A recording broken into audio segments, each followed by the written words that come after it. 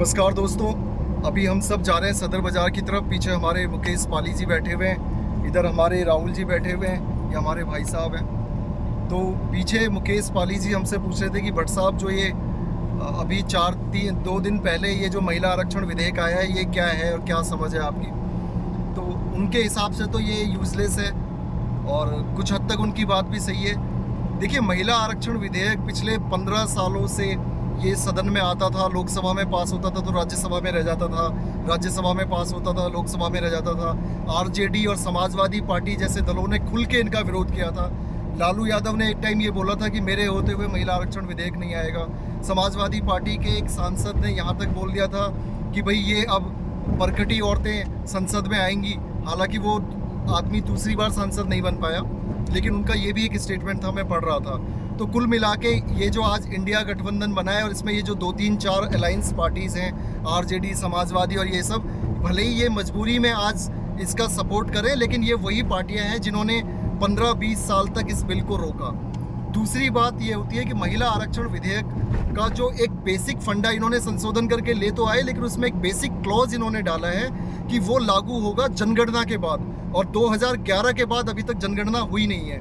और मुझे लग नहीं रहा कि अब होगी, क्योंकि 24 में लोकसभा इलेक्शन है तो उसके लिए उतनी मशीनरी है नहीं, तो वो लोकसभा इलेक्शन के बाद होगी। यानी कुल मिला के इसका फ़ायदा 2029 के लोकसभा चुनाव में होगा। और वही हाल कमोबेश विधानसभाओं का होगा कि विधानसभाओं में भी इसका लाभ तभी मिलेगा जब न्यू सेंसस, नई जनगणना आएगी, जो कि 2011 के बाद नहीं हुई है। तो मुझे लगता है कि अभी ये थोड़ा सा वो है। तीसरा पॉइंट जो मुझे लगता है एक सिंसियर सिटीजन होने के नाते, यार देखो, महिला आरक्षण विधेयक ला दो 33%, 50%, लेकिन आप जानते हो कि महिलाओं के नाम पर उनके पति राजनीति करते हैं। आज भी जो गाँव में प्रधानी और अगड़म तिगड़म और वो सब चुनाव होते हैं, आप देखते हो कि वो पति ही संभाल रहे होते हैं बैकडोर से। तो मुझे लगता है ये भी एक दिक्कत है कि आप आरक्षण तो दो, महिला आरक्षण दो, और महिलाएं होनी भी चाहिए, संसद में भी होनी चाहिए, विधानसभाओं में भी होनी चाहिए, हर जगह होनी चाहिए। लेकिन वो महिला होनी चाहिए जिनके अंदर खुद की अपनी शैक्षिक योग्यता, और वो मुझे लगता है इसमें एक एजुकेशन का क्लॉज भी जोड़ देना चाहिए। क्यों पाली जी, क्या कहते हैं आप?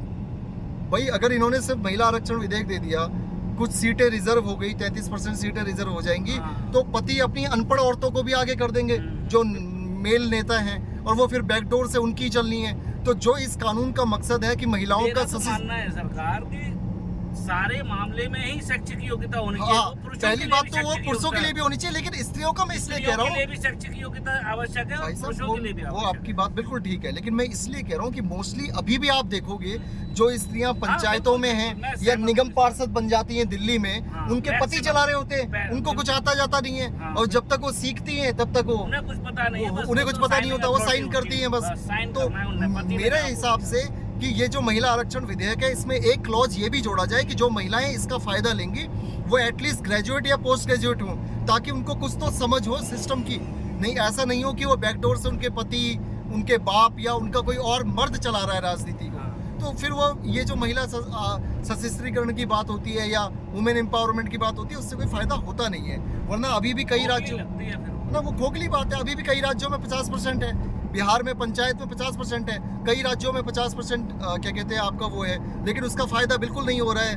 वो दबंग टाइप के मर्द होते हैं, वो अपनी वाइफ को खड़ा करते हैं और सारा शासन वो चला रहे होते हैं। तो ये एक क्लोज मुझे लगता है, मैं अगर मेरे से सुझाव माना जाए तो मैं तो ये कहूँगा कि इसमें शैक्षिक योग्यता का भी है, और महिलाओं के लिए, क्योंकि मैं तो कहता हूँ मोदी जी से कि एक बिल लाके पॉलिटिक्स में भी आप कम से कम ये कर दें कि ग्रेजुएट बंदा तो हो कम से कम। यार अब जिस तरह की पॉलिटिक्स और डायनामिक्स चेंज हुए हैं, अब अनपढ़ लोगों के बस की बात नहीं है भैया, बोलना पड़ता है, कई तरह के फोरम में जाना पड़ता है। तो कम से कम ग्रेजुएट होना चाहिए आदमी, जो समझे चीज़ों को और जो कर पाए। तो मेरे हिसाब से तो ये महिला आरक्षण विधेयक, अभी तो इसका कोई फ़ायदा नहीं होने वाला है, लेकिन फिर भी हम इसका स्वागत करते हैं, एक अच्छा कदम है। क्यों जी भाई साहब? बिल्कुल बढ़िया ना भाई, कुछ तो काम हो रहा है महिलाओं के लिए। कल को हमारी भाभी जी भी जा सकती है पार्लियामेंट, नहीं? बिल्कुल ना।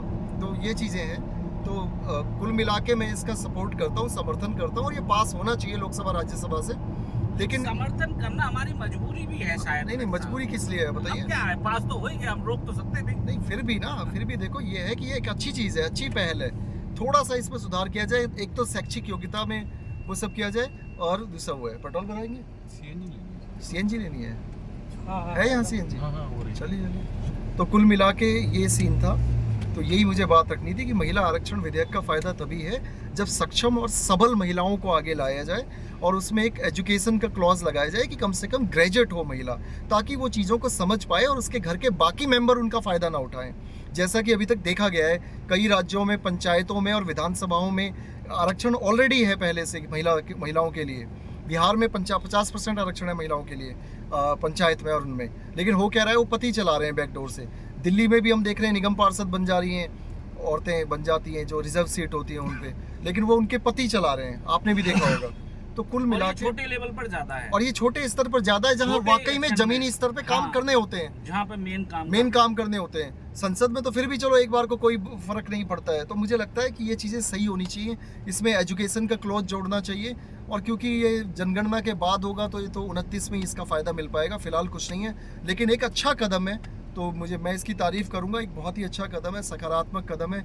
महिलाओं को मैं तो कहता हूँ 33% भी कम है, मैं तो कहता हूँ 60% कर दो, महिलाएं ऊपर जाएंगी। भट्ट साहब ठीक है, अच्छा नमस्कार सर, बहुत बहुत आप लोगों ने हमें सुना। इनको दिक्कत है, नहीं। देखो मैं तो कह रहा हूँ 60% कर दो, ये देश महिलाओं को ही चलाने दो मेरे भाई। सारी बात मुझसे कहलवा के सारी बातें कहनी ना, ये देश हर जगह तो नहीं कही है। महिलाएं ही चला पाएंगी भाई, महिलाएं ही चलाने दो महिलाओं को। 60% कर दो, 40% कर दो मर्दों को, कि लोकसभा, राज्यसभा, पार्लियामेंट, विधानसभाओं में 60% और मर्दों को घर पे बैठा दो। बात तो खत्म करो आप। ठीक है जी। तो कुल मिला के ये अच्छा बिल है, अच्छा विधेयक है और हम इसका स्वागत करते हैं। जय हिंद, जय भारत। ठीक है जी।